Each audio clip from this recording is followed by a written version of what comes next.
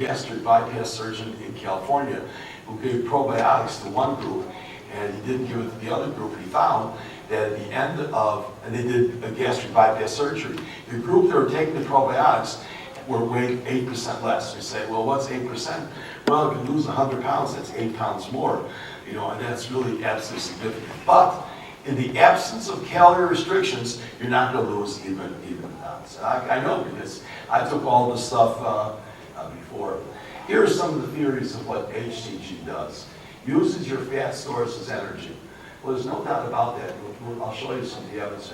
Burns your belly fat. Well, the belly fat goes somewhere because my waist started at 62 inches.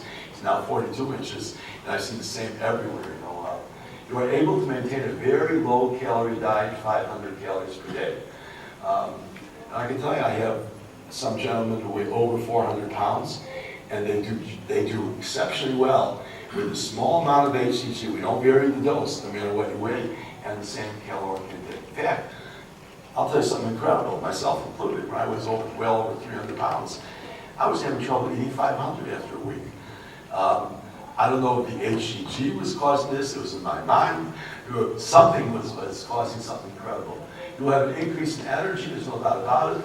As you lose weight, especially fat, you're more energetic, you'll lose pounds and inches. And that's the exciting thing, that not only you lose pounds, but all the areas will start shrinking where all the fat is deposited. Resets your metabolic rate? I'm not sure about that. Keeps leptin levels from rising. That's the hormone that tells you you're hungry. Maybe, you know. Although I can tell you, I do not use any appetite suppressants or anything. And we do have about 5% of people call me up and say they're hungry. I put my daughter, the nurse practitioner, the Professor Dubois, on the phone with them because she says, you're not hungry, you just want to eat. Drink more water, don't miss your meals. And let me tell you, it works almost all the time. No, it's true. Most of us don't eat out of hunger. I mean, because we eat because we enjoy eating, you know, and hard habit to break. Here's the program broken down a little bit. Sorry. 30 days of low-dose, sublingual, pharmaceutical-grade HCG. It comes in a powder. We make it up with a liquid that you reconstitute it, and then you put a little bit under your tongue. Put it about it's about 4 or 5 drops. But you know, we have a measure that measures it, and you keep it under your tongue for about 15 minutes. It takes quite a while to absorb, and this is a small amount. I mean, such a small amount that you're not sure you have it there. You can't swallow it. I mean, you can swallow it afterwards, but it won't work. It has to be either by injection or sublingual.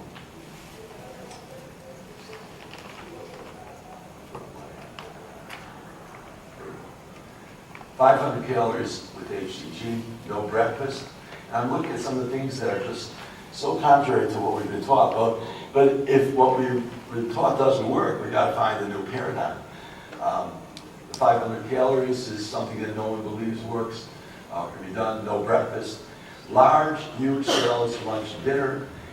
Apple or half a grapefruit for dessert. Very low carbohydrate and fats during the on phase. Drink water. Here, about 3.5 ounces of lean steak, lean chicken, white fish. Drink water at least half your body weight in ounces. Carbohydrates only from apples and grapefruits and from the salad. In the salad, none of the what's it called? The salad, the vegetables that are the carbohydrate-filled vegetables, like corn or potatoes. We're not saying these are bad foods. Starchy vegetables, thank you. Minimal amount of exercise. When I say minimal amount, none of us would be sitting on our couch doing nothing, where we're still going to be, but I don't want any type of exertion as such. And we got lots of forums and lots of help in our office for everyone. Here's what we do in the office. Thank you. It's really all over. We measure blood pressure, weight, waist, hips, neck, wrist. Take a history, physical examination. We draw blood. We do a body composition. I'll explain that. We do an educational program in a group for about an hour and a half. Excuse me one second.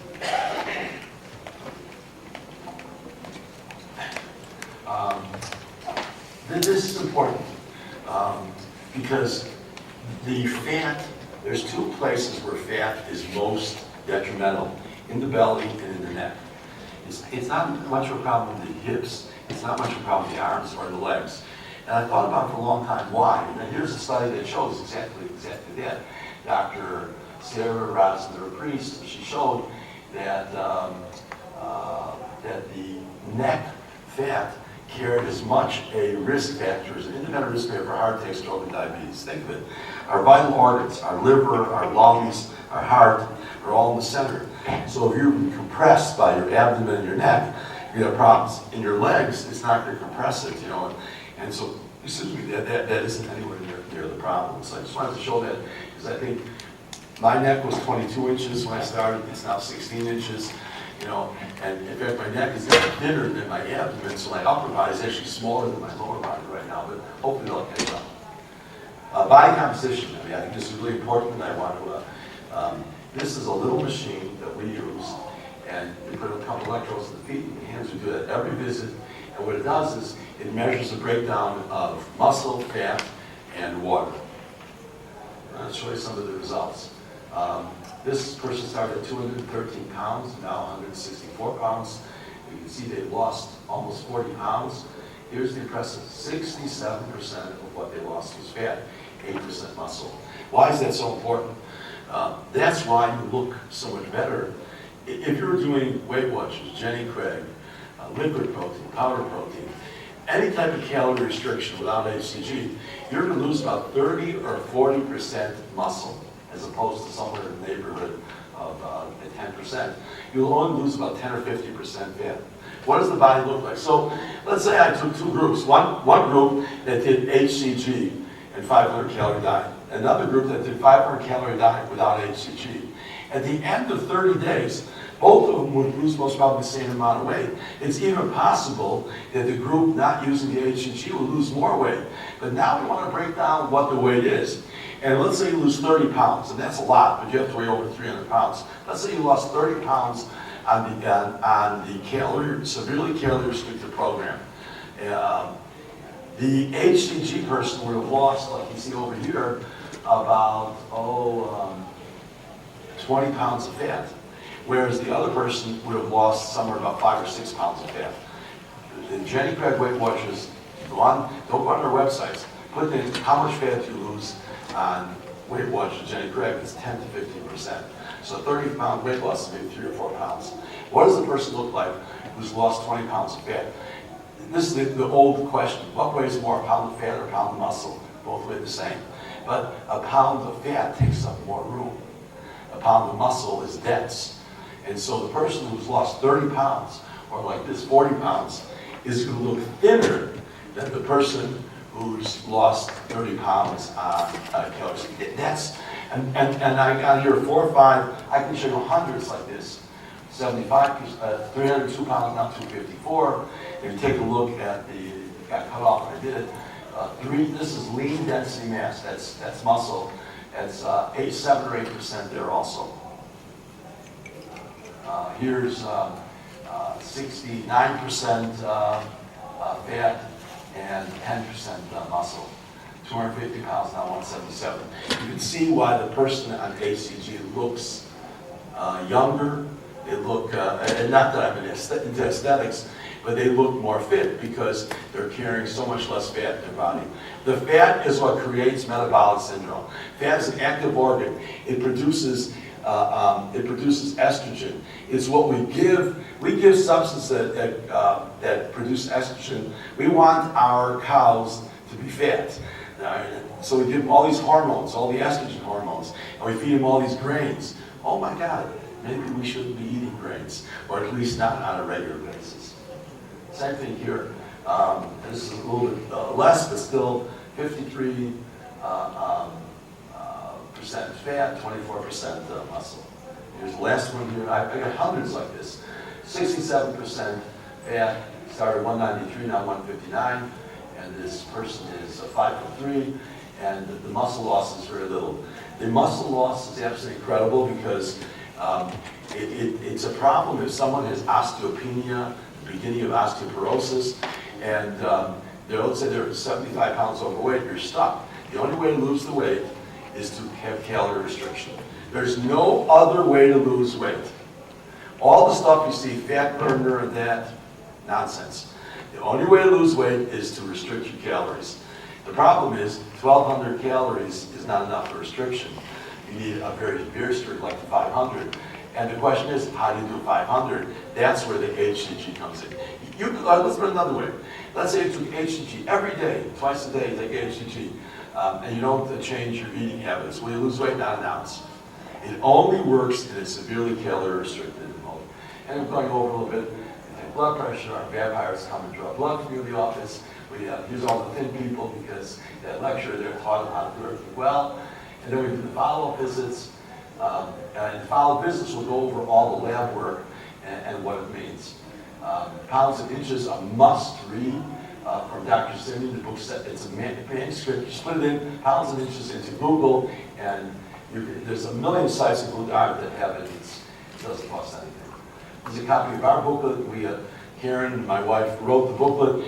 It's exactly like Dr. Simeon, but brought up to 21st century and made it a little bit easier to understand.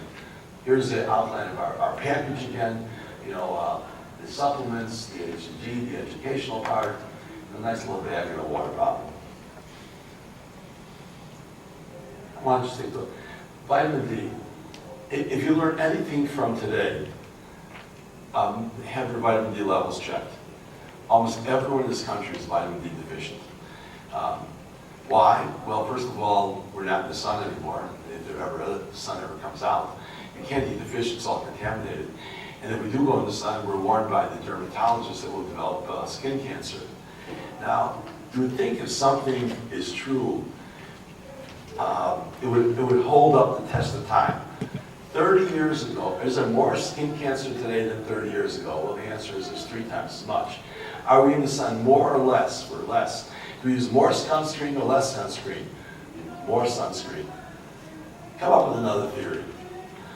This is a problem when someone comes up with BS and it becomes mantra without having to prove it.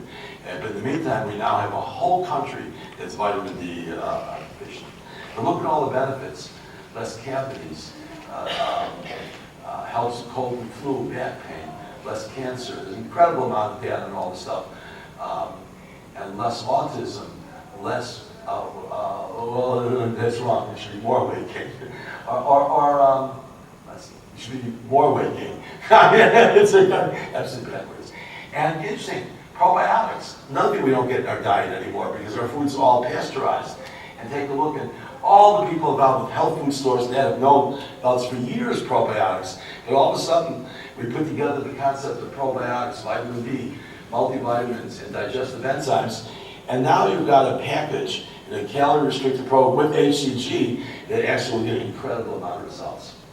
I just want to show you the vitamin D study. This is done by Dr. Shell Marsiglia. I had the privilege of talking to her for about 2 hours. And she did the study and she showed that vitamin D3 levels in the body, if you start with a low-calorie diet, predict weight loss success. The results would suggest a possible role for vitamin D in weight loss. But she was not involved with vitamin D research, but she does metabolic syndrome. And she measured the vitamin D level of people at the beginning of a 90-day calorie-restricted program. And at the end, she couldn't get over it. The higher the vitamin D level at the beginning, the more weight they lost.